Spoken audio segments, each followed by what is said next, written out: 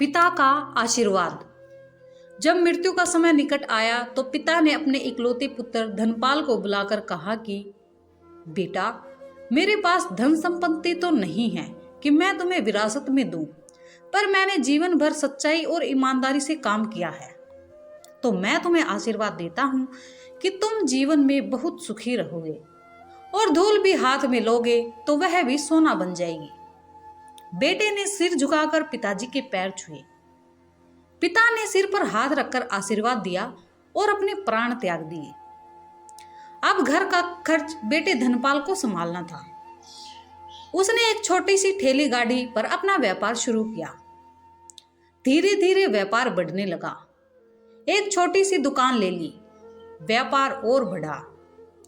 अब नगर में संपन्न लोगों में उनकी गिनती होने लगी। उसको विश्वास था कि यह सब मेरे पिता के आशीर्वाद का ही फल है, क्योंकि उन्होंने जीवन में दुख उठाया पर कभी धैर्य नहीं छोड़ा। एक दिन एक मित्र से पूछा, तुम्हारे पिता में इतना बल था तो वह स्वयं अमीर क्यों नहीं हुआ? धर्मपाल ने कहा, मैं पिता की ताकत की बात नहीं कह रहा, मैं उनके आशीर्वाद की बात कर रहा हूं। ऐसे करते हुए कई साल बीत गए। वह विदेशों में अपना व्यापार करने लगा। जहां भी व्यापार करता उसे बहुत लाभ होता। एक बार उसके मन में आया कि मुझे लाभ ही लाभ होता है तो क्यों ना एक बार नुकसान का अनुभव करूं। तो उसने अपने मित्र से पूछा कि मुझे ऐसा व्यापार बताओ जिसमें मुझे नुकसान हो। मित्र को लगा कि इसको अपनी सफलता और पैसों का घमंड आ गया है। इसका घमंड दूर करने के लिए इसको ऐसा धंधा बताऊं कि इसका नुकसान हो। उसने उसको बताया कि तुम भारत में लौंग खरीदो और जहाज में भरकर अफ्रीका की जंजीर बाग में जाकर बेचो। धर्मपाल को यह बात ठीक लगी। जंजीर बाग तो लौंगों का देश है। वहां से लौंग भारत में लाते हैं और 10-12 गुना भाव पर बेचते हैं।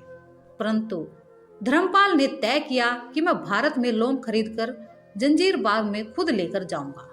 देखूं कि पिता के आशीर्वाद कितना साथ देते हैं। जंजीर बाग में सुल्तान का राज्य था। धर्मपाल जहाज से उतरकर लंबे रेतीले रास्ते पर जा रहा था। तभी उसने सामने से सुल्तान जैसे व्यक्ति पैदल सिपाही के साथ आता हुआ दिखाई दिया। सुल्तान ने उसको सामने देखकर उसका परिचय पूछा। उसने कहा, मैं भारत के गुजरात का व्यापारी हूं और यहाँ व्यापार करने आया हूं। सुल्तान ने उसको व्यापारी समझकर उसका आदर किया। धर्मपाल ने देखा कि सुल्तान के सैकड़ों सिपाही हैं, परंतु उनके हाथ में तलवार बंदूक न होकर बड़ी बड़ी छलनियां हैं। उसको आश्चर्य हुआ। उसने विनम्रता पूर्वक सुल्तान से पूछा, आपके सैनिक इतनी छलनी लेकर क्यों जा रहे हैं? सुल्तान ने हंसकर कहा, बात यह है कि आज मैं सुबह सुबह समुद्र तट पर घूमने आया था, तब मेरी उंगली में से अंगूठी यहाँ कहीं निकलकर गिर गई। अब रेत में अंगूठी कहाँ गिरी पता नहीं, तो इसलिए मैं इन सैनिकों को साथ लेकर आया हूं। यह रेत छानकर मेरी अंगूठी उसमें से तलाश करेंगे। धर्मपाल ने कहा, अंगूठी बहुत महंगी होगी। सुल्तान ने कहा, नहीं, उससे बहुत अधिक कीमत वाली अनगिनत अंगूठी मेरे पास है, पर वह अंगूठी एक फकीर का आशीर्वाद है। मैं मानता हूं कि मेरे संतलत इतनी मजबूत और सुखी उस फकीर के आशीर्वाद से है, इसलिए मेरे मन में उस अंगूठी का मूल्य संतलत से भी ज्यादा है। इतना कह करके सुल्तान ने फिर पूछा, बोलो सेठ, इस बार आप क्या माल लेकर आए हो? धर्मपाल ने कहा, लौंग। सुल्तान के आश्चर्य का ठिकाना नहीं रहा। यह तो लौंगों का ही देश है, सेठ यहां बेचने आए हो? किसने आपको ऐसी सलाह दी है? जरूर वह आपका कोई दुश्मन होगा। यहां तो 1 पैसे में मुट्ठी भर लौंग मिलते हैं। धर्मपाल ने कहा, मुझे यही देखना है कि मुझे यहां भी मुनाफा होता है या नहीं। मेरे पिता के आशीर्वाद से आज तक मैंने जो भी धंधा किया उसमें मुनाफा ही मुनाफा हुआ, तो अब मैं देखना चाहता हूं कि उनका आशीर्वाद यहां भी फलते हैं या नहीं।